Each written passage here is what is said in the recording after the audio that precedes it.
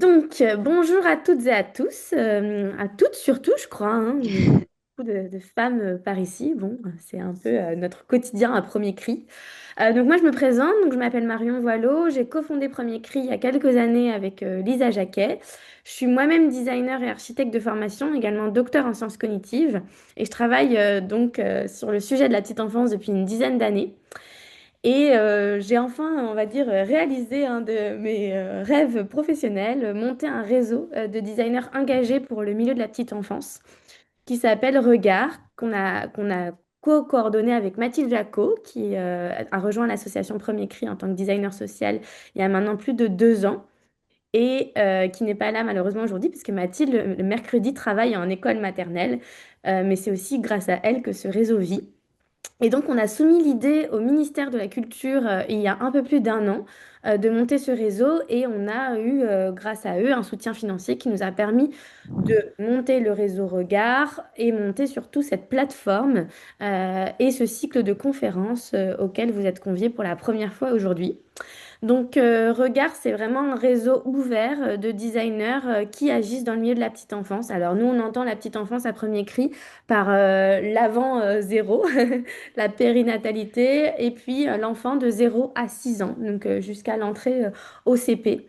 On s'attache particulièrement aussi à prendre soin, à premier cri, des enfants, de leur famille, bien évidemment, mais aussi de toutes celles et ceux qui prennent soin des enfants au quotidien, les professionnels de l'éveil et de l'éducation au sens très large du terme éveil et éducation, puisque on accueille aussi de plus en plus dans notre communauté tout ce qui va être de l'ordre des métiers de la culture, des médias, de la médiation culturelle, et on a énormément aussi de professionnels de santé, paramédicaux qui nous suivent, psychomotriciens, orthophonistes depuis de nombreuses années, pédiatres aussi professionnels de PMI, etc., etc. Et cetera. Et bien sûr, enseignantes, enseignants, euh, éducateurs, éducatrices de jeunes enfants, etc. Donc voilà, donc l'idée aujourd'hui, et à travers ces conférences, c'est vraiment de démocratiser la notion de design pour la petite enfance.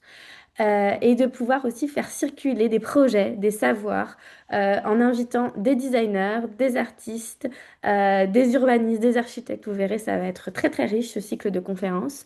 Tout est à retrouver sur le site de Premier Cri que je remettrai dans le chat avec la plateforme Regard aussi juste après. Et aujourd'hui, on est là pour accueillir la parole autour de l'intergénérationnel avec Sandra, qui est une membre active du réseau Regard et qui a décidé de coordonner cette conférence. Et moi, après, je ne vais plus parler. Je vais laisser la parole à Sandra pour présenter également ses trois autres intervenantes, donc Aurore, Jessica et Agathe. Bienvenue dans Regard Vert, première conférence de notre cycle, Regard Vert, ce qui relie la mémoire des âges. Voilà, merci à toutes et à tous d'être là et surtout n'hésitez pas à intervenir dans le chat si vous avez des questions et on laissera un temps d'échange à la fin de ce webinaire. C'est très important pour nous de laisser aussi la parole s'ouvrir. Euh, Sandra, je te laisse prendre les rênes. Alors, bonjour à toutes et à tous. Je dis tous pour le papa de Jessica et je vais présenter les membres actifs aussi de l'association qu'on a fondée, Lilomino. Je vais commencer par, est-ce que Jessica, tu veux bien te présenter rapidement? Là, on se fait une présentation rapide de chacune. D'accord. Bonjour à tout le monde. Merci beaucoup, Marion, l'association Premier Cri, pour cette belle invitation. Moi, je suis ingénieure d'études et de recherche. Je suis rattachée à l'université Bordeaux-Montaigne et je travaille sur la question des publics, enfin de la sociologie des publics de la culture. Et je me suis intéressée à l'éveil culturel et artistique dès tout petit, depuis 5 ans maintenant. Et je mène de nombreuses recherches, notamment avec Lilo Mino, avec qui j'ai le plaisir de travailler, mais je vous en dirai plus après. Ensuite, merci Jessica. Ensuite, Aurore, tu veux bien te présenter? Bonjour à tous, donc moi c'est Aurore Di Bianco. J'ai rencontré Sandra sur un événement petite enfance, un festival pour la petite enfance. Et suite à ça, elle m'a proposé de participer à Morphogénèse. Donc, c'est une grande forme en tricot, en crochet. Et moi, j'interviens à l'intérieur, je fais bouger ces formes, je fais vivre ces formes, et que ce soit avec les enfants, que ce soit avec les personnes âgées, on essaie de tisser du lien entre ce fil, le mouvement et les possibilités en fait de ce tissage. Voilà. Merci, Aurore. Agathe? Bonjour à toutes et tous. Donc moi c'est Agathe, je suis réalisatrice. J'ai une agence de participation citoyenne et de réalisation qui s'appelle Alga Médiation. Et dans le cadre de l'Ilomino, je réalise des films documentaires pour documenter et aider notamment Jessica. Enfin c'est un travail assez collaboratif entre la vidéo et la recherche. Voilà. Merci beaucoup, Agathe. Et ben, donc, je suis Sandra Abreu, fondatrice de l'association Lilomino. Je suis artiste plasticienne, je pourrais dire plasticienne de la petite enfance. Et je suis art thérapeute aussi, où j'ai pu en fait accompagner par l'expression de la créativité des enfants au sein de centres médico-psychologiques et au sein d'hôpitaux psychiatriques. Je vais vous partager très rapidement comment est née cette histoire et pourquoi on mène ces éveils artistiques et culturels au lieu de parler tout le temps, par en fait un pecha kucha qui explique un peu la dimension de créativité. Alors, je partage.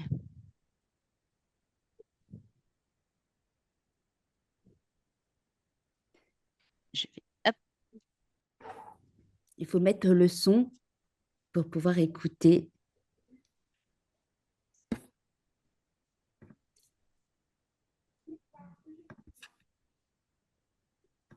Je vais vous raconter l'histoire d'un petit garçon différent, un enfant dans son monde, un monde qui lui appartenait.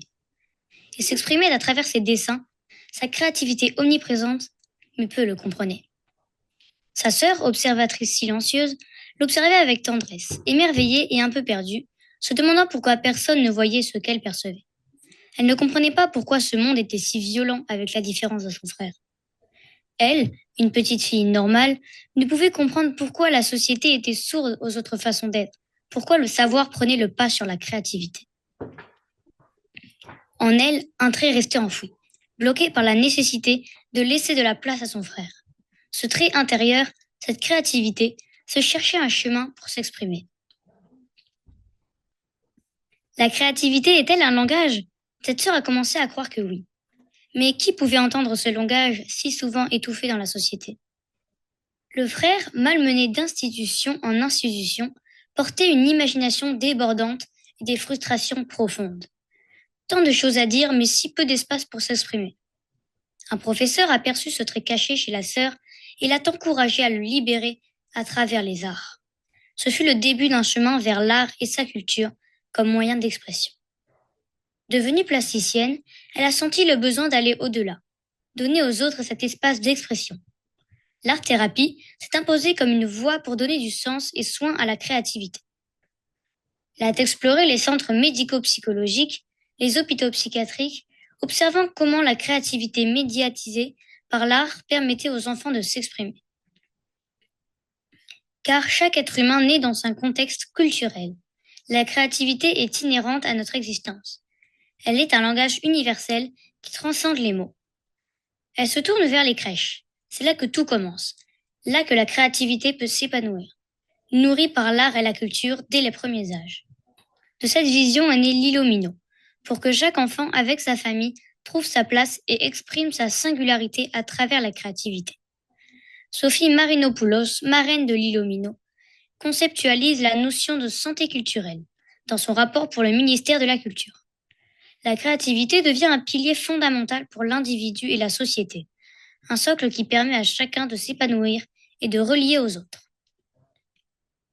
Les enfants d'aujourd'hui affrontent des difficultés croissantes. Lilomino veut être une voix qui écoute et accueille cette pluralité humaine dès la petite enfance. L'art devient un pont entre les générations, les cultures. Lilomino cherche à lier le monde à travers le sensoriel, le sensible et le sens. Le langage de l'art est universel. Il permet à chacun de dialoguer dans son propre espace d'expression, favorisant la confiance et le bien-être. Les neurosciences montrent que les bébés perçoivent profondément le monde, le sensible. Pourtant, cette perception peut s'amenuiser sans accès à la culture et à l'art. Lilomino veut explorer la créativité avec des artistes pour proposer des ateliers et des installations artistiques et culturelles où l'enfant est acteur et construit le lien à l'adulte avec des chercheurs, des professionnels de l'enfance et des parents pour comprendre et nourrir cette sensibilité dès la petite enfance. C'est un espace pour apprendre, partager et grandir ensemble. Lilomino fonctionne en gouvernance collégiale. Les décisions sont prises par consensus.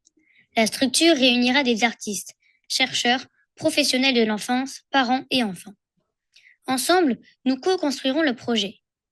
Nos membres engagés incluent Lucille pour les droits culturels, Agathe pour les documentaires, Jessica pour la recherche-action, Eva pour les formations, Lydie pour l'accès à la culture, Karine pour l'organisation, et moi, qui cherche à créer la place de chacun.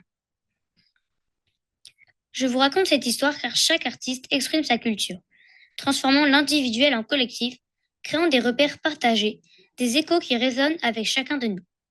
Et le petit garçon dont je vous parle, c'est mon frère. Et cette petite fille qui se pose plein de questions, c'est moi. Lilomino est né de ce parcours, de cette quête pour que chaque enfant et sa famille puissent trouver sa place et s'exprimer. Alors, inventons ensemble le monde de demain, inspiré par le regard des enfants.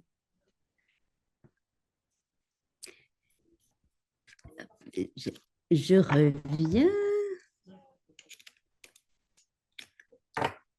Voilà, du coup, ici, c'était vraiment pour résumer et mettre en évidence pourquoi on mène tout ça.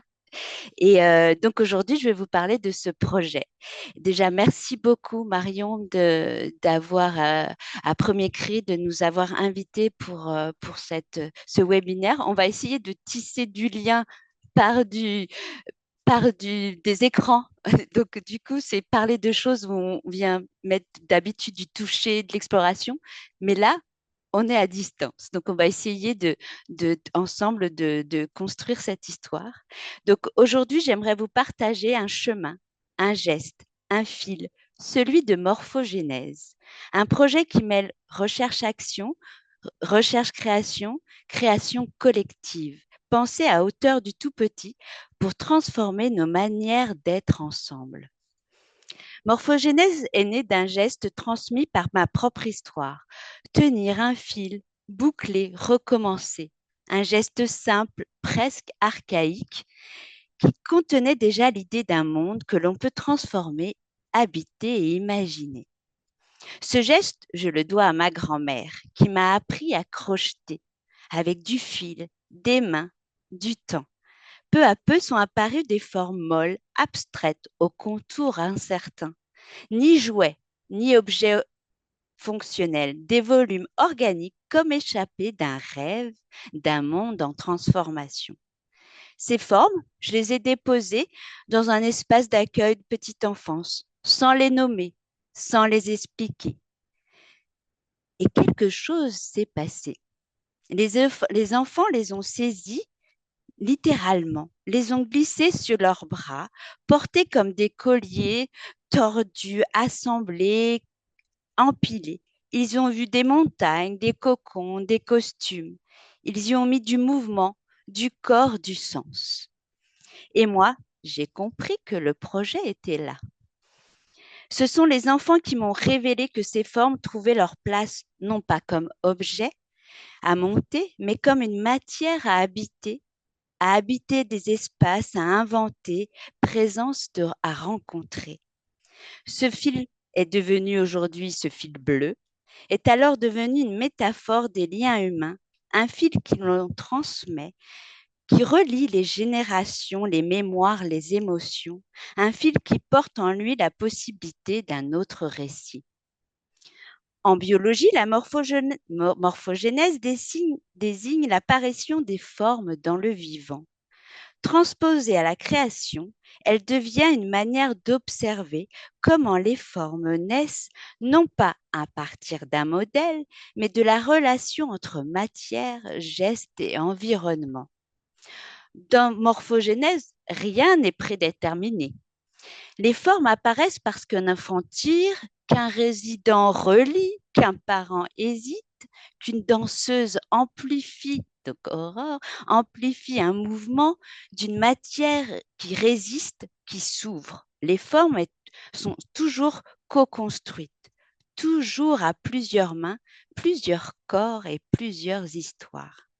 Chaque atelier devient un laboratoire de morphogénèse. Elles forment, s'assemblent, se déplacent, s'étirent. Elles racontent la transformation, l'adaptation, le lien. Elles deviennent des formes vivantes, au sens symbolique, sensoriel et collectif. Peu à peu, le projet a quitté le champ de l'installation artistique pour devenir un principe relationnel, une manière de faire émerger des formes qui parlent autant du vivant que des liens sociaux. Je veux un petit peu maintenant amener un peu de théorie dans tout ça et je vais partir à partir de Winnicott, Donald Winnicott, qui était pédopsychiatre, pour reparler un peu de la créativité n'est pas un talent, mais un état d'être. Elle apparaît dans un espace transitionnel, ce lieu intermédiaire où on le peut jouer, transformer, rêver, un espace qui permet à l'enfant de se constituer comme sujet.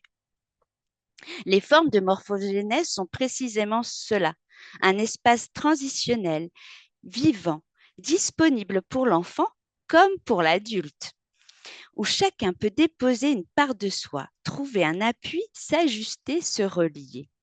On peut appeler ça des objets passerelles qui font lien entre toutes les générations. Surtout le crochet qui est une transmission aussi. Pour un peu partir aussi sur la philosophie avec Merleau-Ponty, en fait, percevoir est un acte du corps. Elle forme existe par la manière dont elle se donne à toucher, à porter, à traverser. Elle se constitue toujours dans la relation. Dans Morphogénèse, les volumes textiles deviennent des événements perceptifs. Ils organisent les façons de se déplacer, de respirer, de se cacher, d'éprouver. Ils font connaissance avec le sensible. On part aussi sur les neurosciences avec Grégoire Borst ou le docteur Bensoussan aussi, où d'autres montrent que le geste répétitif et sensoriel active les zones du cerveau liées à la régulation émotionnelle. La manipulation de matière souple favorise la sécurité corporelle. On peut le voir dans les ateliers, en fait. Ce fait d'être là entouré, en fait, ça amène vraiment un apaisement aussi pour chacun. Le textile va venir donner une enveloppe. Et cette création collective renforce les circuits de coopération et d'empathie.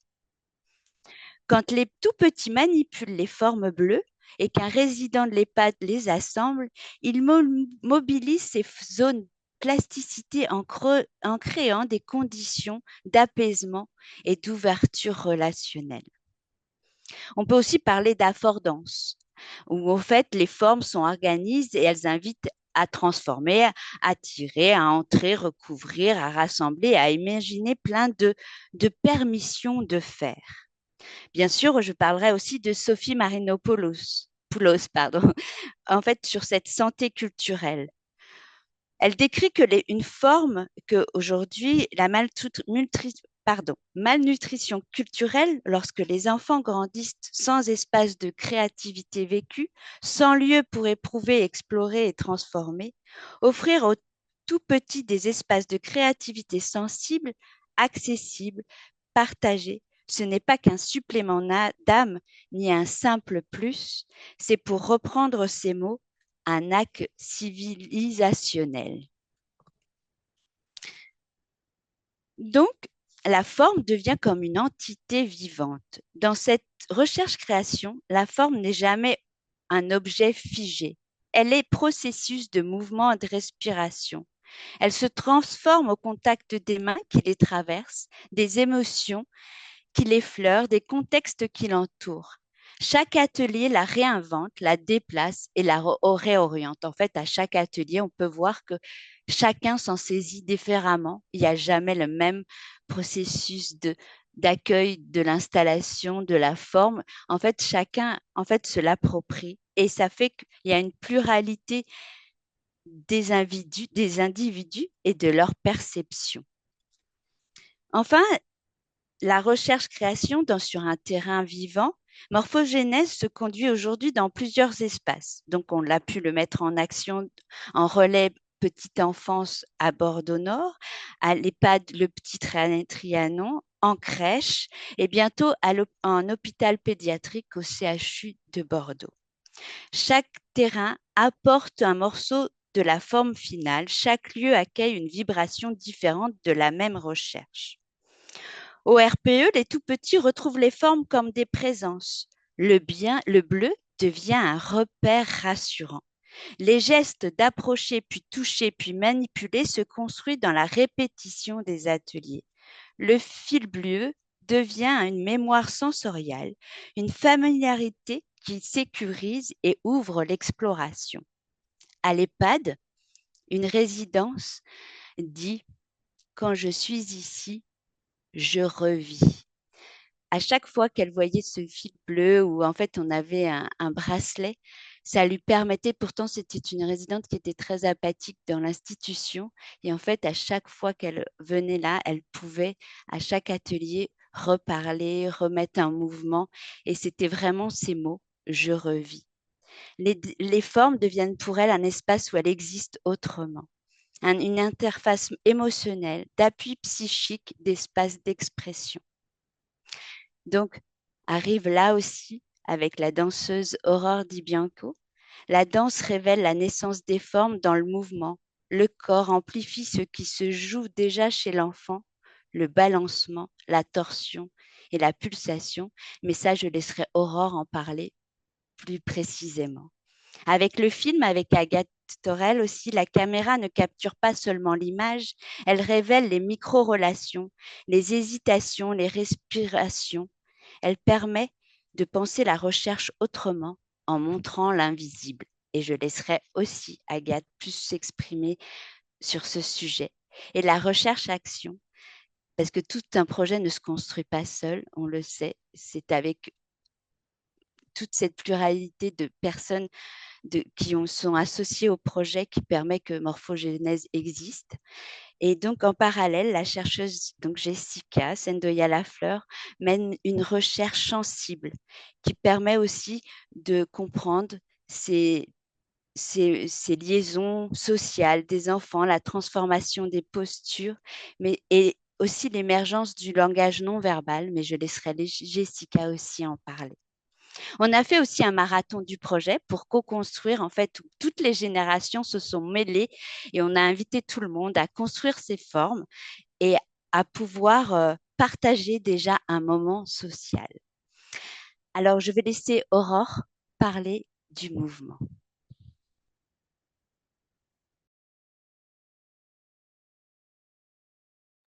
Ok. Du coup, moi, quand j'ai commencé à expérimenter morphogénèse, je pense que je me rendais pas compte de toutes les possibilités que ça pouvait ouvrir. Alors sur la motricité, bien sûr, sur tout ce qui est travail d'équilibre. Et en fait, cette matière, ce crochet, alors moi, je rentre à l'intérieur, mais tous les enfants peuvent aussi le faire. Mais il y a cette sensation aussi de presque de la compression qui est très très agréable et qui, je pense, rappelle quand on était dans le ventre, cet état de compression et de contact. Et ça nous donne vraiment cette sensation-là de contact. Et on vient travailler en fait aussi avec cette matière, on vient tendre le fil, chercher à tendre le fil, chercher à y mettre du volume, puisque si certaines formes peuvent être quand elles sont à plat, bah, du coup elles ont pas de volume. Mais on vient tendre, on vient chercher le volume et musculairement, sans s'en rendre compte, on vient vraiment activer toutes les zones du corps, toutes les parties du corps. On n'est pas que sur un exercice de marche où voilà, on peut se mettre debout, allongé, assis, étirer une jambe, un bras. Et là, l'idée, c'est que les enfants me voient en mouvement et qu'eux aussi essaient de s'approprier sans imiter. Peut-être qu'il y en a qui cherchent l'imitation, mais après, chacun va venir explorer et voir les possibilités du mouvement à travers. Ce qui crée, c'est l'intérêt de cette forme qui viennent transformer, soit eux à l'intérieur, soit eux par l'extérieur, en tirant, en compressant, en se glissant à l'intérieur, soit aussi en les composant. Mais aussi voir alors moi c'est mon expérience, mais le lien se crée aussi avec moi qui suis dans la forme et les enfants. Donc il y a aussi tout le jeu du regard, que ça j'en avais pas vraiment imaginé, enfin moi je l'avais pas imaginé. Comment au départ ça peut faire un peu pas peur, mais que les enfants soient vraiment intrigués. Et puis il y a ce lien qui se crée avec cet objet, enfin moi qui transforme cette forme et du coup peut-être un objet. Et ça vient faire rebondir l'imaginaire de l'enfant là-dessus. Qu'est-ce que je peux représenter? Enfin, naturellement, ils vont chercher à représenter quelque chose de l'ordre de la symbolique pour eux. Et malgré tout, même si cet objet n'est pas vraiment défini, ils cherchent un contact. Alors là, on s'en est rendu compte cette semaine avec Sandra, des enfants à l'autre bout de la pièce, un tout petit, parce qu'on avait un petit qui avait 8 mois, enfin peut-être un enfant de 8 mois et un enfant de 15 mois, qui cherchait vraiment le contact avec moi, cette forme, qui était tout le temps en mouvement. Je cherchais à être tout le temps en mouvement. Aussi, ce que disait Sandra sur cette forme qui est très englobante, ben, j'essaie aussi d'aller englober les enfants, moi avec mon corps et cette forme, pour qu'il y ait un endroit de sécurité. Et naturellement, les enfants sont très en sécurité et très tranquilles avec ces formes. Euh, alors après, voilà, c'est tout ce que ça a pu tracer aussi entre ce que j'imaginais sur le projet quand Sandra m'en a parlé, de cette écriture de volume dans l'espace, de situation aussi, de savoir se spatialiser dans l'espace, comprendre quand on a la tête à droite, à gauche, si je tire un bras sur une jambe, comment j'arrive à créer des oppositions avec ces matières et obtenir des volumes plus amples en fait du corps. Parce qu'on parle l'extension de ce tissu et cette texture qu'on a envie d'aller étirer, agrandir. Et on vient chercher des extensions du corps. C'est comme si moi, après une séance de morphogénèse, j'avais gagné 4 ou 5 centimètres tellement j'avais tiré dessus et que j'avais trouvé vraiment à tracer des lignes et tracer des volumes. Voilà, moi, mon expérience intérieure euh, de, de, de ce morphogénèse. Merci beaucoup, Aurore. Et du coup, parce qu'on parle beaucoup de toute cette forme et de tout ça, mais je pense qu'il faut aussi pouvoir la voir et ce que c'est en concret, cette forme en crochet. Donc, je vais passer la parole à Agathe et où on voit le film avant et tu parles après?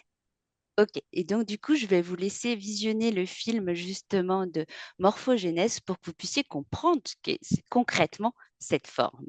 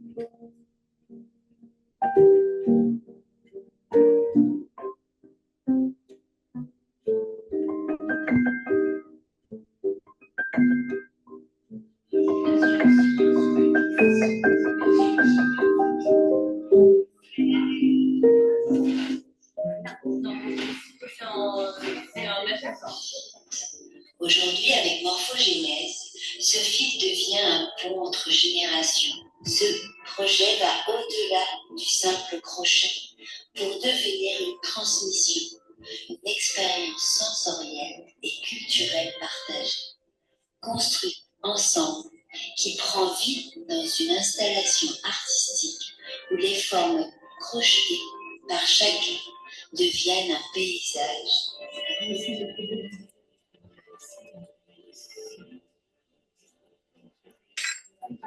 C'est faire partie de tissu en fait. Ah, c'est tout petit, c'est ah, les temps, c'est la même chose. Oui, à côté de vous quand même. Bah oui, venez là, vous voulez vous mettre là? Regardez, c'est bien. Ah, vous êtes des copines. Alors, je coupe une bande. Vous allez m'aider après, vous allez m'aider à tenir le t-shirt. D'accord? Et du coup, et alors, donc c'est pour ça, par contre, il faut être bien, bien aligné. Pour être sûr. Voilà, parce que là, il a manqué, voilà. Là, il a manqué une, donc ça ne va pas. Ah oui, il faut voilà, vraiment c'est toujours serré, là. Et tu vois que tu peux pas là. N'oubliez pas que votre pouce va tenir votre ouvrage là et que ce fil passe au-dessus de votre index, au-dessus de votre doigt. Je peux vous aider? Alors, là. Et un jour, il y avait passons sur une route nationale, j'étais comme ça, puis moi, la ferme était là. On me dit, il y a un gars qui s'arrête sur la route et qui me dit Jacqueline, il y a ton grand-père qui t'a envoyé dans les bois, il y a les bourses qui arrivent en Dordogne. Ils étaient comme vous, comme moi. Oui. Mais quand il fallait aller à l'action, j'y allais. Ah oui. Alors je l'ai raconté ça 100 fois à mes enfants et à mes petits-enfants. Et je lui ai dit, grand-mère, t'avais quand même pas peur. Hein? Mais j'ai dit, non, petit, on était dans les bois, il fallait bien qu'on fasse quelque chose. Et le premier, on fait comme ça. Et après, vous me dites si vous fatiguez avec le pain. Attends, vas-y, puis après. Non, alors, ça va être le pied là. Ça y est, j'ai compris. Oui, très bien, Jacqueline. Alors, Jacqueline, si on peut aller au carnaval, écoutez, moi je trouve que c'est pas trop mal, Jacqueline. C'est pas trop mal. Oui, ça fait des petits bouts en fait. J'avais une petite amie, je ne sais pas si vous l'avez peut-être connue, elle allait toujours faire du crochet et des aiguilles. Elle tricotait. Et oui, elle s'appelait comment? Son prénom, je sais, Simone. Simone? Oui, ben j'ai vu une Simone parce que j'étais venue à un atelier. Malheureusement. Oui. Du coup, oui. Pas partie qui était. Oui, pour toujours. Ça m'a fait un choc. Oui. Parce que, pareil qu'avec Mercedes, j'étais très amie avec elle. Alors, maintenant, ah oui. Alors, en ce moment, je ne suis pas en grande forme. Vous appréhendez l'opération? J'ai peur, parce que j'ai eu le cancer des deux seins il y a 4 ans. 3 ans et demi. J'ai peur, j'ai un peu peur. Bah oui. Ça passera. Mais vous venez, mais en tout cas, vous êtes toute belle, vous vous apprêtez, vous venez quand même aux ateliers. Vous venez... Bah oui, mais c'est vrai.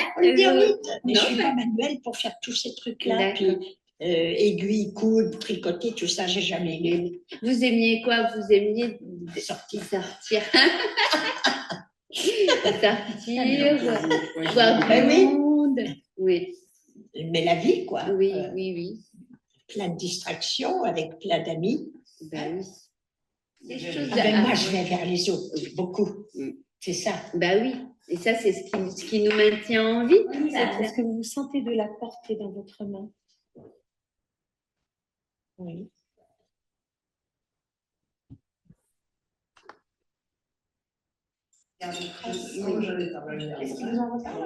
Celui-là par-dessus. Oui, c'est ça. Celui-là par-dessus.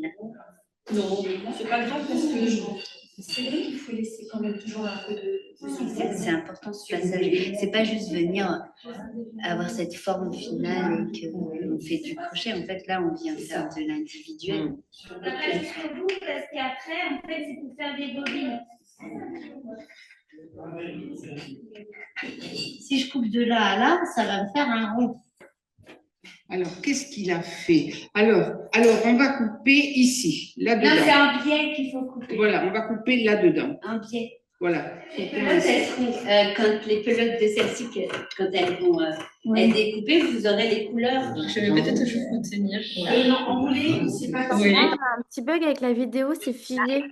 Oui, tout à fait. Même si ça peut Tu peux repartager ton écran et le repartager peut-être? Très bien.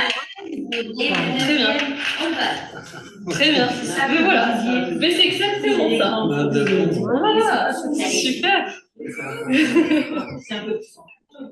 Oui, au début, c'était pas très clair, mais là, maintenant, dans la répétition des termes, les mêmes, vous allez comprendre. Et regarde, La technique n'est pas. Ça commence à prendre une longueur. Ah oui.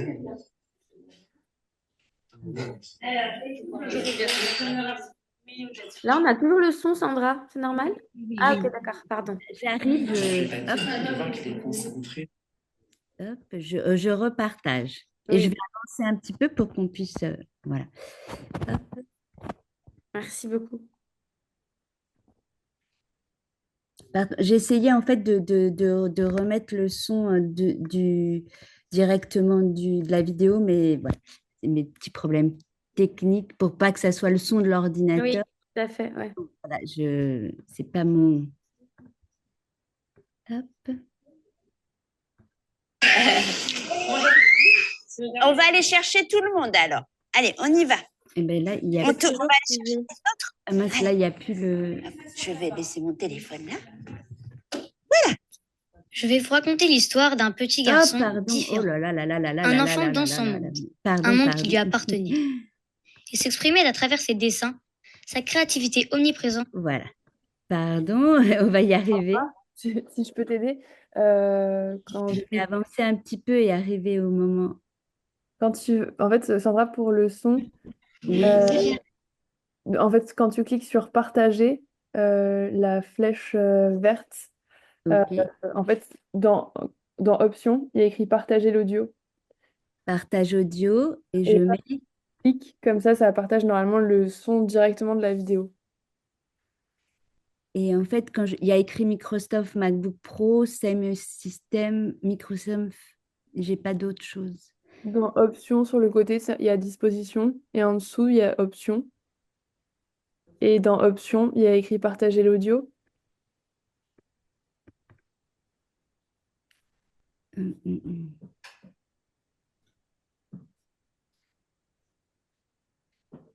Profil audio, je mets. Dans partager. Partager l'écran, oui. Ouais, partager l'écran. Normalement, tu as le choix de l'écran sur le côté gauche et sur la droite, tu as disposition. Donc ça, on s'en fiche. Et en dessous, il y a écrit options.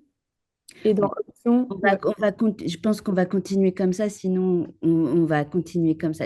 On est désolé pour. Voilà. C'est des choses, voilà, on n'est pas habitué. On va continuer comme ça. Voilà. Il y a un rideau. Coucou. Il est caché. J'ai un nom, un prénom, 2 yeux, un nez, un menton. Dis-moi vite ton prénom pour continuer la chanson. Donc bonjour. Bonjour, moi c'est Maëlys. Je suis venue avec, elle s'appelle Ella. Pio. Et bonjour Pio. On continue avec vous. Voilà, bonjour, je suis Ouria, je suis venue avec le jeune homme Gaspard et monsieur Ilias. On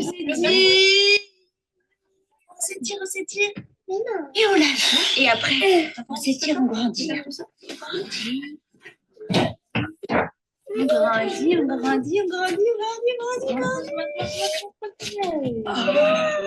Bisous, bisous. Non, il est fait mon toboggan. Allez, viens, on regarde. Oh, Colin, merci. Tu me demandes une canaille? C'est gentil.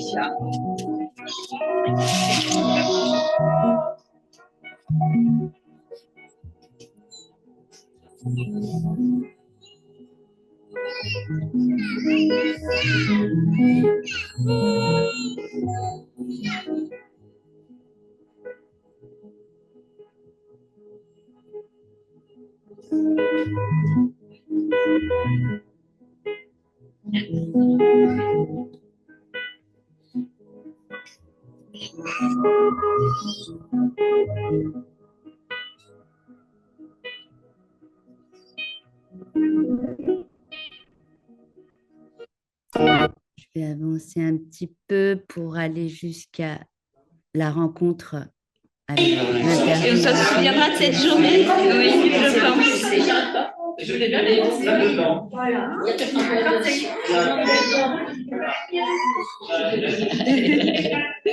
Ma fille, elle a 37 ans. Regardez, avec ses pieds.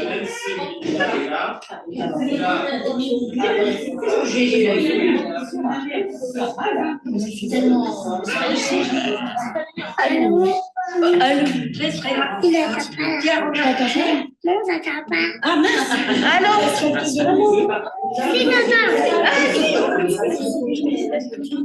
Toi aussi, ça y est, tu tires. Olé! Mon pays d'Espagne, olé! Il y a des montagnes comme ça, il y a des montagnes comme ça. Mon pays d'Espagne, olé! Mon pays d'Espagne, olé! Il y a des montagnes comme ça, il y a des montagnes comme ça. Et il y a le soleil comme ça, et le soleil comme ça. Mon pays d'Espagne, olé! Olé! Mon pays d'Espagne, olé! Comme nous dans les bois, on va venir et qu'ils nous mangent. C'est comme les pas, ils nous mangent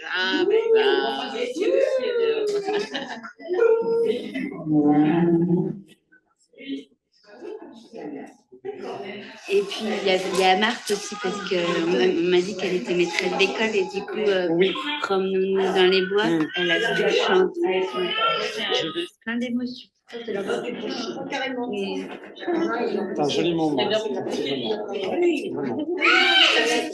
fait de venir, Ouais. Elle fait de venir, de voir, d'être sollicité, bien sûr. de voir des choses qui leur rappellent sûrement des gestes, des émotions, ça fonctionne. Je me demandais si ça lui rappelait quand elle était petite, elle me dit oui. C'est plutôt bon. Je lui ai dit au début, parce qu'il y a un petit bébé qui s'est mis à crier, du coup, et je faisais un peu la grimace, et je lui ai dit, mais ça vous rappelle des choses, c'est normal, c'est des petits bébés, et puis c'est passé. Ouais, l'image est belle, donc du coup, ça masque, et ce qui pourrait nous déranger est masqué par le fait que ce qu'on voit est joli. Je vais passer un petit peu pour qu'on voit le moment.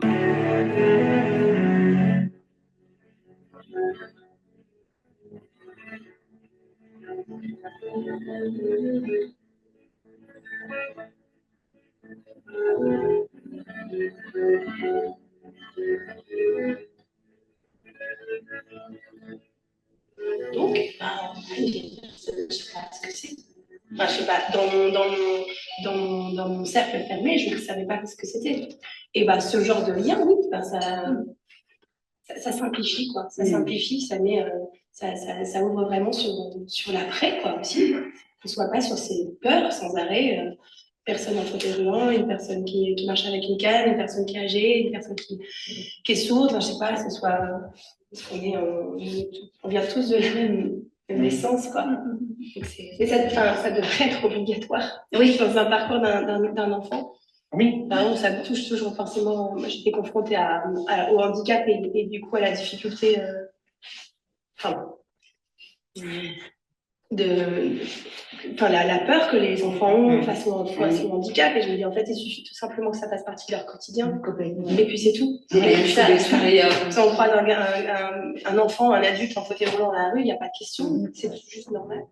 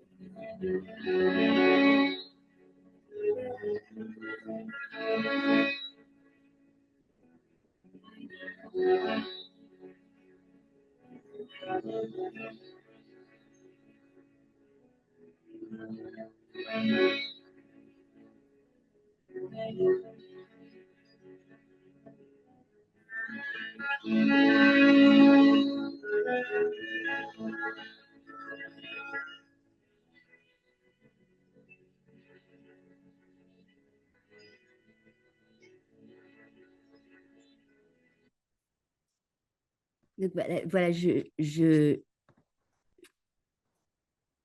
hop, arrêtez le partage, j'arrive.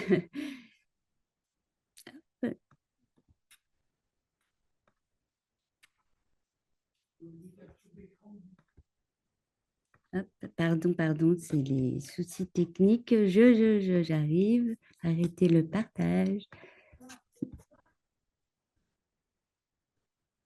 Hop, Agathe, si tu veux prendre le relais. Tout à fait. Du coup, pour ce film documentaire, donc, je préférais ne pas le présenter pour pouvoir vous le laisser le découvrir. L'idée, c'était de retraverser plusieurs sessions qui ont été menées dans le cadre du projet Morphogénèse et à l'EHPAD et dans la RPE. Et l'idée, c'était de faire quelque chose d'assez expérientiel et de valoriser ce qui se joue dans la médiation, enfin dans ces temps de médiation.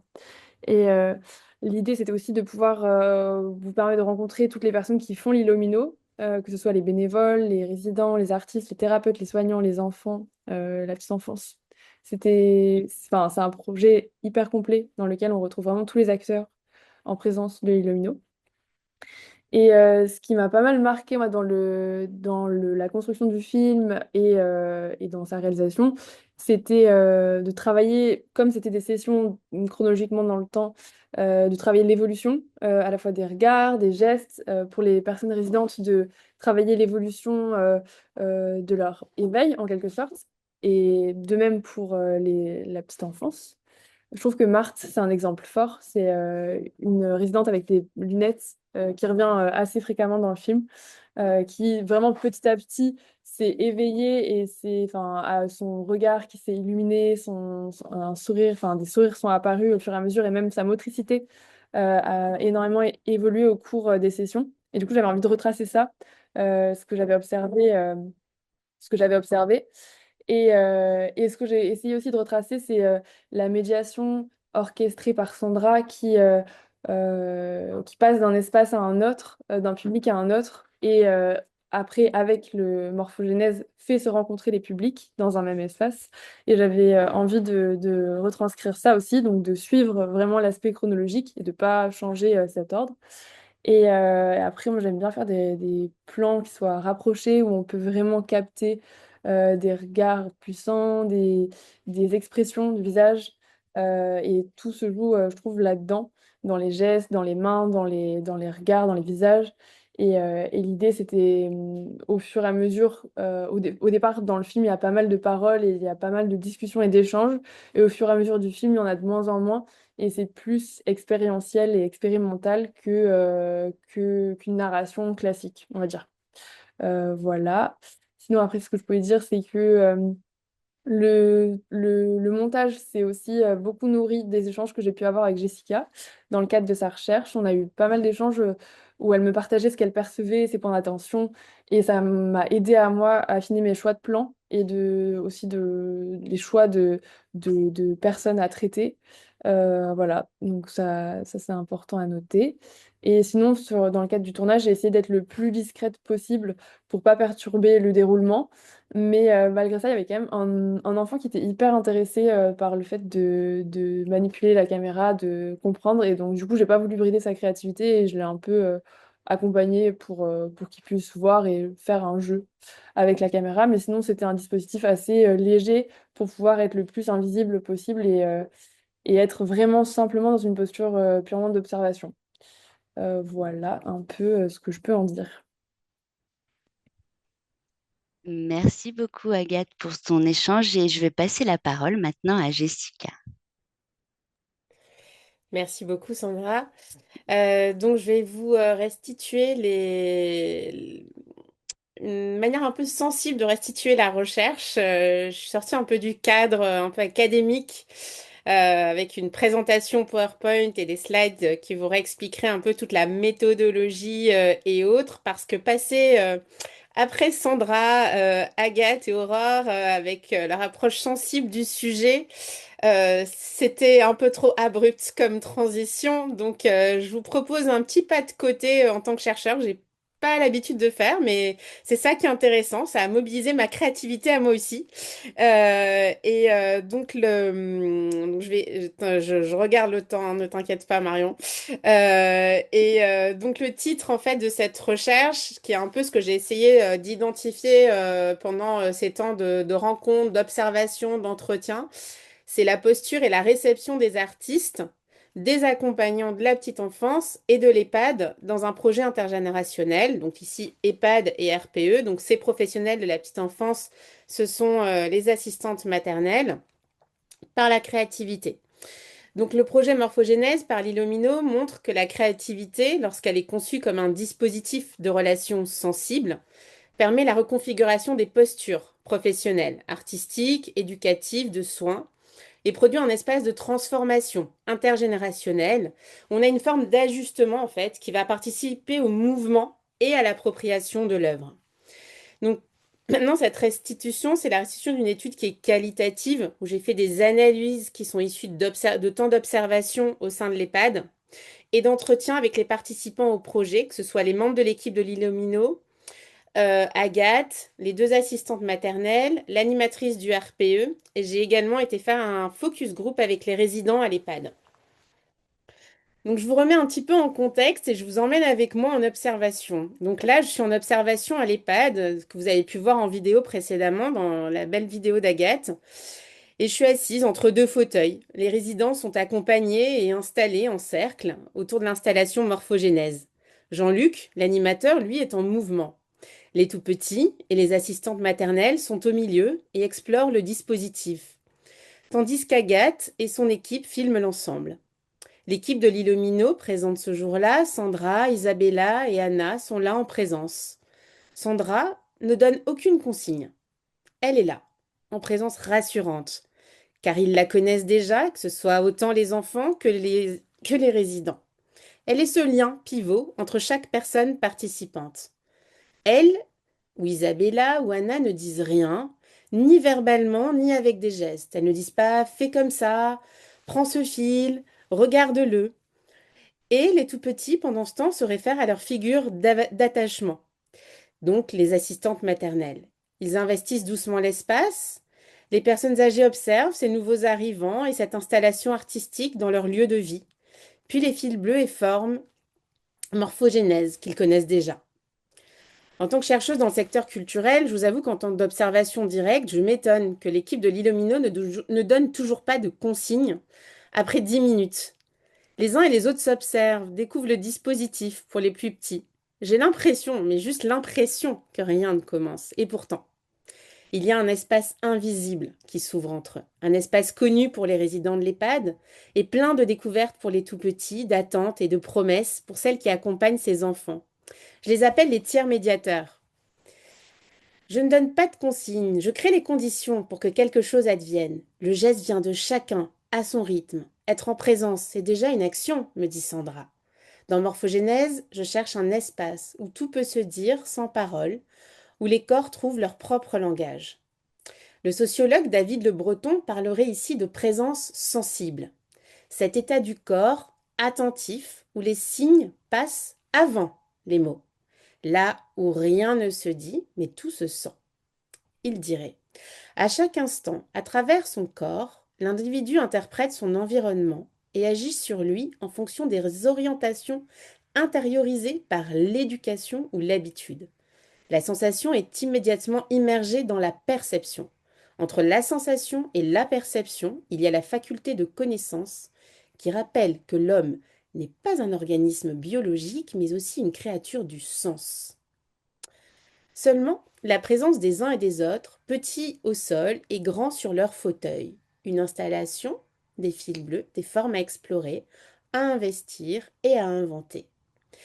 Ici, il ne s'agit pas d'enseigner, de guider, mais de vivre le moment en laissant ses sens nous guider. La créativité n'est pas un savoir, mais un mouvement de liberté propre à chacun et à chacune de nous, comme le disait Sandra précédemment. Et c'est alors que le mouvement naît. Une petite main s'avance, une pelote roule, un fil s'étire, et dans ce fil, que l'on tire d'un côté et de l'autre, un lien se tisse. Une main élégante tire un fil, un sourire, un regard intense, un rire d'enfant, et il joue à tirer les fils, à s'enrouler. Alors, une danse naît à côté de celle de la danseuse, Aurore. Les assistantes maternelles me disent, on tisse un contact, on crée un lien, dit une autre. Le chercheur en sciences de l'information et de la communication Yves Jeanneret évoquerait le fil comme un objet sémiotique, c'est-à-dire un support matériel et vecteur de sens où circulent des traces, mémoire, affect et micro-récits. C'est là, dans ce geste que commence la morphogénèse, comme dirait Sandra, la naissance des formes par le vivant. On pourrait dire qu'ici des formes sociales se créent par le sensible. Nathalie Heinick parlerait de posture hybride de l'artiste, de Sandra, qui oscille entre création, relation, médiation et soin. Aurore, elle, entre, elle est debout, puis assise, puis ses bras dans le prolongement des fils, tracent des formes dans l'espace pour relier le sol qu'arpentent les enfants et la hauteur des fauteuils qui encerclent cette scène. La chercheuse en sciences de l'information et de la communication Camille Jutan parlerait ici d'un art de la prise, avec des micro-accords du corps et du monde, des gestes qui rendent la rencontre faisable, un ajustement. La danseuse est ancrée dans ce présent et elle me dira après, grâce au cocon de morphogénèse, le corps s'étire, se grandit, respire. La politologue américaine Joanne Tronto, dans son ouvrage Un monde vulnérable pour une politique du care, puisque c'est bien ici, on parle aussi du care, par care, elle nous dit « J'entends une activité générique qui comprend tout ce que nous faisons pour maintenir, perpétuer et réparer notre monde, afin que nous puissions y vivre aussi bien que possible. Ce monde inclut nos corps, nous-mêmes et notre environnement, tous éléments que nous cherchons à tisser ensemble dans un réseau complexe en soutien à la vie. » Revenons aux enfants. Et oui, l'éveil par le sensible, au début ils observent, les fauteuils sont immenses pour eux, les visages sont inconnus. Mais ils sont curieux, ils hésitent, font des allers-retours avec leur figure d'attachement. Puis un fil passe d'une main d'adulte à une autre, et tout bascule lorsqu'une dame tire sur la corde, sur le fil, pardon. L'enfant éclate de rire et une complicité avec les regards et les gestes s'installe entre eux. Pour Sophie Marinopoulos, cette scène serait celle de la nourriture psychique. Ce n'est pas avec des objets que le bébé veut communiquer, mais avec d'autres sujets, lesquels doivent lui proposer une véritable nourriture culturelle. Les fils deviennent vecteurs de sécurité. La créativité est ici une forme de soin partagé. Et les enfants sont dans l'apprentissage du ralentir, de la rencontre et de la parole qui ne passe pas que par la bouche. Pour les anciens, la mémoire se réveille. Ils bougent peu, mais leurs yeux dansent. Dans leurs doigts, le fil tremble, des sourires apparaissent, discrets, des mots traversent leurs lèvres. Jean-Luc, l'animateur, me confie. Ce n'est pas spectaculaire, en effet, mais c'est vivant, c'est positif. Ils sourient, ils font des gestes qu'ils ne font pas d'habitude. Cela crée un espace où le corps se remet à répondre, où un geste suffit pour dire « je suis là en présence ». La sociologue Françoise Liot et Carole Thomas diraient « mettre le sensible au centre de la médiation », c'est reconnaître que l'expérience artistique se reçoit et se construit dans la corporéité partagée, dans les gestes, les rythmes, les distances. Les assistantes maternelles, ce sont ces tiers médiatrices, celles qui veillent. Elles sont là, entre le monde des artistes, celui des enfants et des résidents. Elles portent, elles traduisent, elles rassurent. Elles inventent des gestes aussi, elles chantent, elles encouragent. Elles disaient, petit à petit, les enfants allaient vers les dames, c'était doux. Une autre me dit, pour moi, c'est plein de choses qu'on tisse. Une relation, un contact. Ce fil que l'on crée entre des enfants avec les personnes âgées, avec des interactions, je l'ai analysé comme un symbole de lien social. Elle avait tout dit, cette assistante maternelle. La sociologue Françoise Liot évoquerait des médiatrices culturelles de proximité. Agathe, la vidéaste, la posture de l'écoute. Elle observe sans surplomber. Agathe parle de légèreté, d'un état presque méditatif, d'une poésie. Elle me dit, je ne voulais pas trop bouger ni parler. Je me suis mise dans un état un peu méditatif pour ne pas rompre ce qui se passait. J'étais comme en suspension. J'ai laissé venir les images. C'est le moment qui me guidait, pas le scénario. Ce film, c'est un souvenir vivant, me dit-elle. On le regarde et on sent encore l'air de la pièce. La vidéo prolonge la scène. Le chercheur en communication Yves Jeanneret dirait que l'image stabilise des traces du sensible. Françoise Ziot, qu'elle élargit le cercle des présents.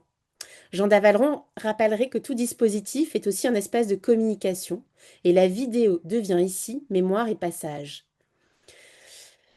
Pour conclure, quand les fils se rangent, il reste tout de même ces traces. Morphogénèse n'a pas seulement relié les âges, elle a transformé la manière d'être ensemble. Entre l'art et le soin, le projet a proposé une forme d'ajustement des mondes. Notre humanité qui s'ancre dans l'écoute et l'attention de l'autre, dans le faire pour soi et avec l'autre, dans l'être ensemble. Je conclurai par cette phrase de Sophie Marinopoulos qui dit être nourri culturellement ne veut pas dire être cultivé, mais être éveillé à sa vie intérieure grâce à des soins qui ont aussi développé une attention corporelle et d'éveil humanisant. Un bébé a besoin de lait et de mots, de caresses et de pensées, de regards et de fantasmes, de réalité et de symbolique. Tous les apports de la culture dans son mouvement humanisant et la nature associée offrent à l'enfant, le nourrissent et constituent un socle existentiel. Merci. Merci beaucoup, Jessica, pour aussi cette restitution sensible que tu as osé mettre aujourd'hui en évidence. Et c'est tout un honneur de le faire aussi avec toi, voilà, dans ce moment-là. Et moi, avec toi, enfin, je tiens juste, pardon, si je peux juste faire une parenthèse, c'est vraiment un vrai privilège. Je sais que Marion, voilà, d'avoir des terrains, que Sandra puisse comme ça être toute l'équipe de l'Ilomino puisse offrir de tels terrains pour nous, chercheurs. C'est une richesse, mais incroyable. Et être nourri ainsi par toutes les réflexions autour de la créativité, par Sandra qui sait voilà, la diffuser avec tant de, enfin, d'humanité, mais aussi de conviction et de socle, voilà, intellectuel. Enfin, c'est une richesse juste incroyable. Donc, je faisais une parenthèse, mais elle est importante. Donc, merci beaucoup, Sandra. Merci. Alors, je ferai juste rapidement une conclusion pour que tout le monde, enfin, s'il y a des questions et très, très rapide.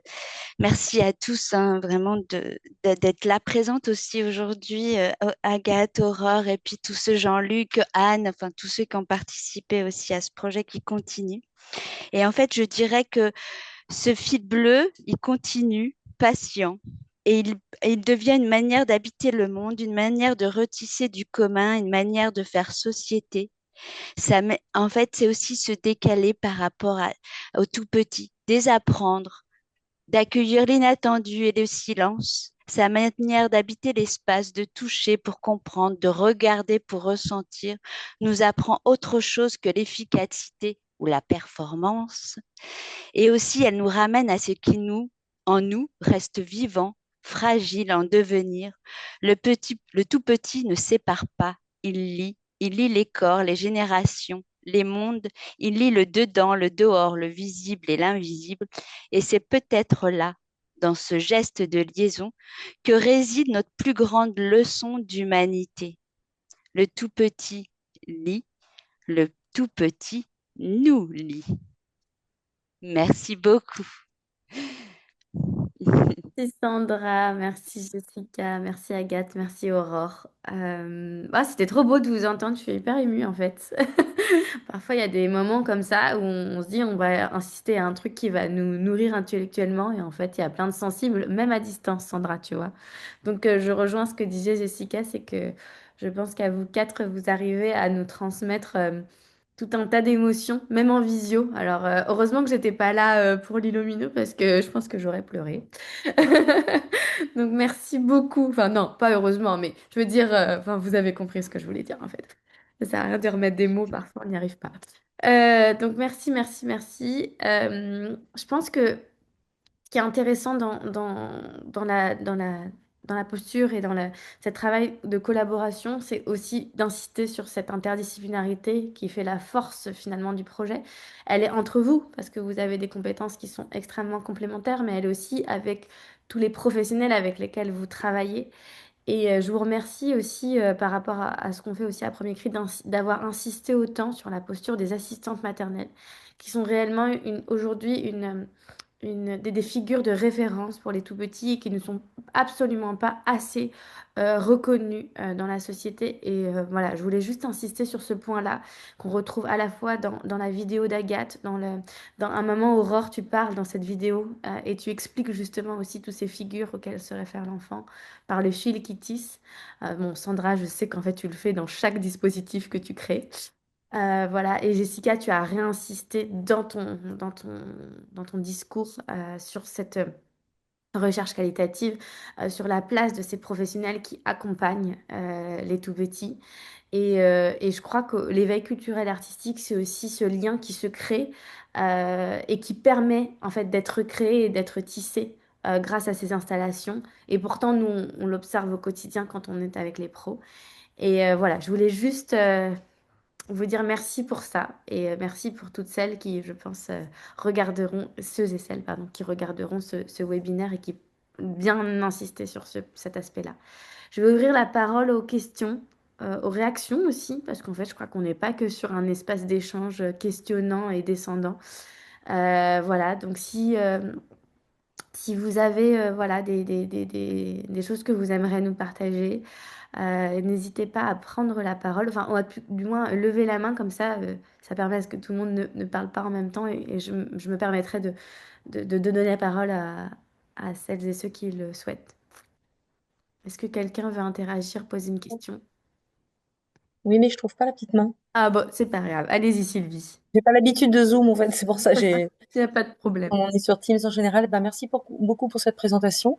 Vous voulez bien vous représenter, Sylvie, comme ça les gens... Donc, Sylvie Sauvignet, je suis responsable du service des publics et de la médiation à la Cité du Design, qui est un établissement public de coopération culturelle qui abrite à la fois un lieu de diffusion du design et une école supérieure d'art et design. Je pense qu'il y a peut-être des gens, notamment des designers, qui connaissent ce lieu.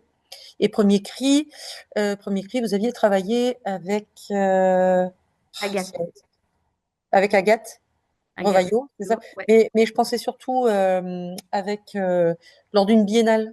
Oui, la biennale, oui, c'était moi qui avais participé avec, il y a eu plusieurs fois là, avec le Chronoclap, on a participé cette année et il y a quelques années, j'avais aussi fait deux, trois interventions pour la biennale de design et pour des ateliers, effectivement. Ok. Avec Alors, il y a 3 ans, on a ouvert un lieu qui s'appelle La Cabane, qui est un lieu dédié aux familles. La commande, c'était d'être uniquement dans le faire et d'ouvrir un lieu qui serait un peu la cité des enfants. Mais bon, nous à Saint-Étienne, on n'a pas tout à fait les mêmes problématiques. On cherche plutôt à faire venir les publics qu'à gérer des flux, par exemple. Donc, on a ouvert un lieu expérimental. Ça a duré 2 ans et demi. On a pu valider cet espace en réinterrogeant certains ateliers. Donc, il y a le premier chargé en fait du lieu, c'était un designer qui nous a fait une étude des usages en fait, voilà. Et on s'est basé sur son bilan pour améliorer le lieu, repenser certains ateliers. Et aujourd'hui, on a presque un terrain de jeu. Donc, vous voyez, dans le cahier des charges, le lieu au départ n'accueillait pas les bébés. On s'était dit, ah, c'est compliqué. On va plutôt, il y a des ados qui traînent sur le site. On va plutôt accueillir à partir de 6 ans et voir ouvrir aux plus grands. Sauf que c'est encore plus compliqué, je crois, de prévoir un espace pour les ados. Il faut que ce soit vraiment configuré pour leurs activités qui sont plutôt de chiller, de faire des choses comme ça. Et par contre, on a vu arriver les tout petits, les fratries, en fait. Voilà, donc aujourd'hui, on n'a pas d'espace dédié aux tout petits. On fait de l'itinérance. On fait venir des ateliers, notamment de euh, comment il s'appelle? L'espace d'art de Clermont-Ferrand, Mille Formes. Mille Formes ou le Centre Pompidou. Voilà. Donc on a des stations bébés qui viennent régulièrement s'installer à la cabane. Et puis bon bah là on est en train d'imaginer qu'on va peut-être avoir un espace pérenne. Voilà, c'est compliqué parce que on est à la cabane dans de l'automédiation. Il y a le moins de médiation possible. C'est pas descendant du tout, et c'est plutôt l'adulte accompagnant qui est le médiateur ou la médiatrice. Voilà, nous, il y a toujours quelqu'un qui accueille, qui accompagne, mais on joue vraiment sur cette rencontre, en fait. Voilà.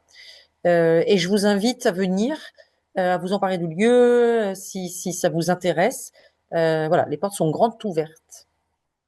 Merci beaucoup Sylvie. C'est important que ces lieux se créent parce que Bordeaux, Saint-Étienne, c'est pas tout près. Donc justement, Ouais. ça crée plein de connexions.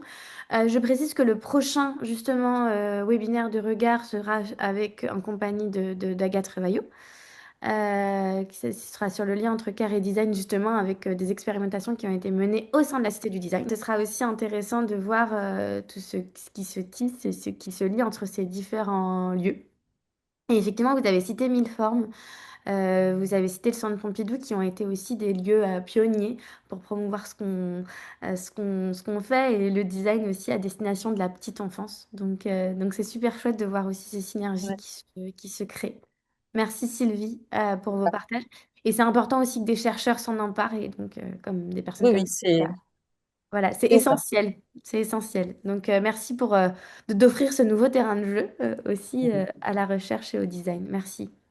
Est-ce que quelqu'un a quelque chose à dire, un autre partage, un autre... Moi, pareil, je sais pas, je trouve pas la petite main non plus dans la barre d'outils. Mince, Je elle voudrais existait pas, avant, non? Je sais pas, je sais pas, pardon. je voudrais pas prendre la priorité à quelqu'un en Non, tout non, je vous cas. en prie, Elodie, allez-y. Du coup, merci vraiment beaucoup pour ce partage et même à distance, effectivement, les émotions étaient tout à fait palpables.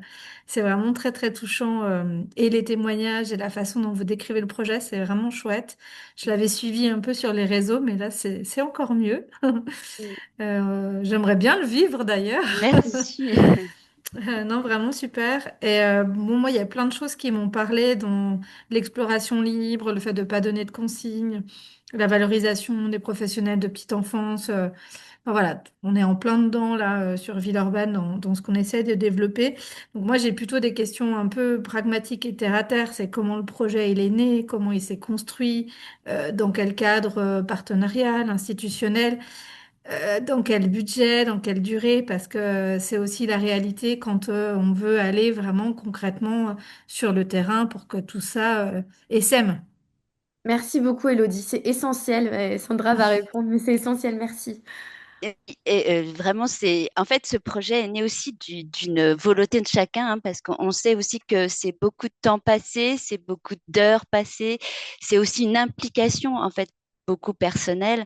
En fait, ce projet est parti au départ d'un crowdfunding. En fait, on a fait participer en fait tous les habitants, enfin voilà, de Bordeaux, mais même au-delà, à pouvoir, en fait, on voulait faire ce projet au départ entre Relais Petite Enfance et EHPAD, et donc on a sollicité, donc on a été gagnant d'un appel à projet avec la mairie de Bordeaux, où en fait, chaque participant du crowdfunding sur une plateforme, en fait, la Bordeaux doublait la mise, en fait, la mise. Donc, du coup, un participant donnait 1 euro, Bordeaux donnait 2 euros, enfin, un autre euro. Donc, du coup, ça a permis de lancer tout ce projet. On est encore, en fait, parce que aussi toute la recherche-action, pour le moment aussi, on est en train d'essayer de mobiliser aussi d'autres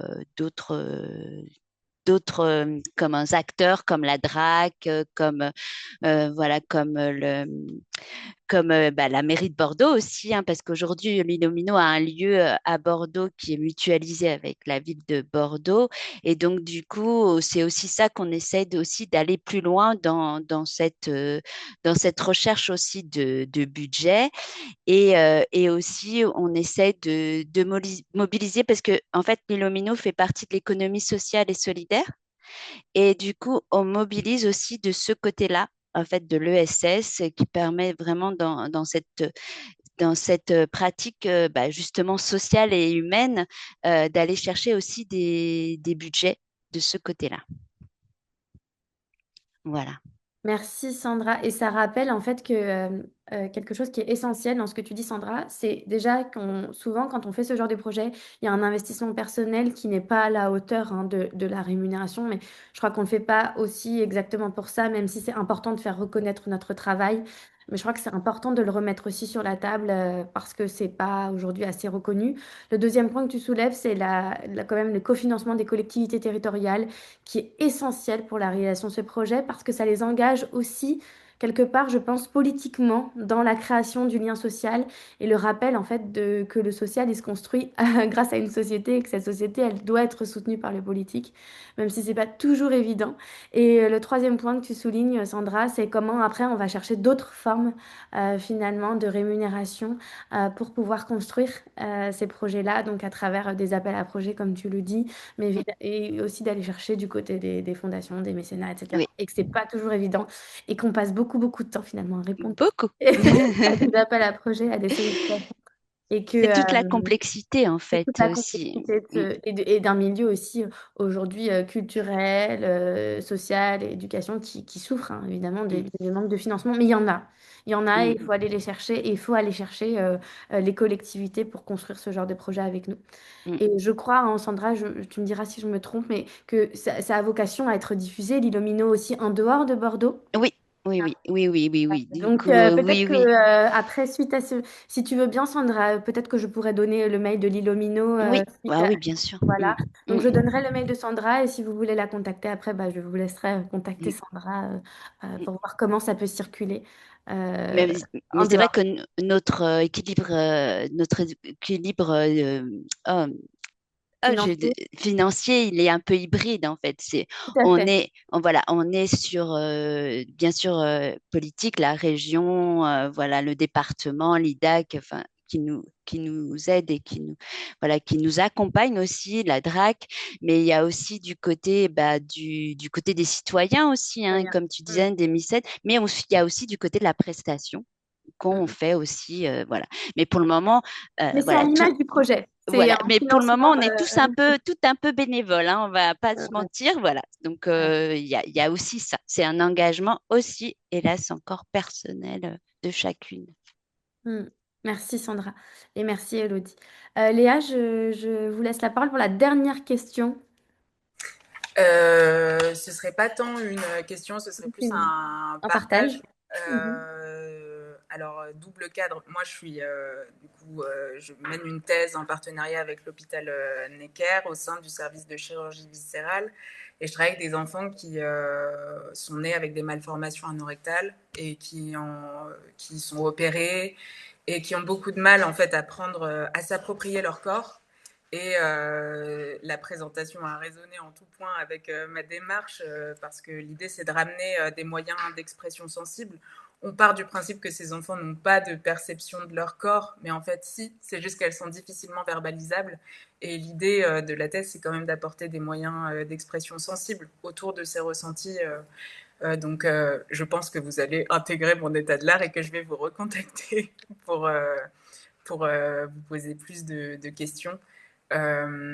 Également, c'était hyper intéressant dans le cadre de mon module de recherche-création avec des étudiantes qui sont en 3e année parce que on se sent un peu seul quand on fait du design et du soin et encore plus dans le milieu de la petite enfance.